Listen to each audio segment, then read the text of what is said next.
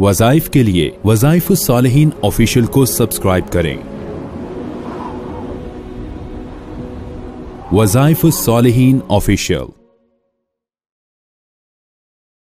नहमदुहु व नुसल्ली अला रसूलिहिल करीम अम्मा बअदु फ़अऊज़ु बिल्लाहि मिनश शैतानिर रजीम बिस्मिल्लाहिर रहमानिर रहीम। मुहर्रमुल हराम की 21 तारीख का बहुत खास अमल कि अगर आपका कोई भी काम फंसा हुआ है, कोई काम रुका हुआ है और वो काम तकमील तक नहीं पहुंच रहा, नौकरी है, मकान बन रहा है, तकमील को नहीं पहुंच रहा, रुक जाता है बार बार काम, उसका कारोबार है रुक जाता है, केस है रुका हुआ है, या कोई आपकी जगह पे मकान पे किसी का कब्जा हो चुका है वो रुका हुआ है, किसी ने आपके कुछ अदायगी करनी है वो नहीं दे रहा, सारे मामलात रुके हुए हैं, तो आप मुहर्रम की 21 तारीख को ये अल्लाह रब्बुल इज्जत के सिफाती नाम का मुख्तसर वजीफा कर लें। और वो वजीफे का तरीका भी बहुत आसान है, जिसकी बदौलत अल्लाह आपके रुके हुए काम जारी और सारी फरमा देगा। अल्लाह रब्बुल इज्जत जो है, जिस तरह पानी बहता है और पानी चलता है और बहता पानी साफ शफाफ होता है, वजू कर सकते हैं, पी सकते हैं, ऐसे ही आपके कामों को जारी और सारी फरमा देंगे। अल्लाह रब्बुल इज्जत ने जन्नत को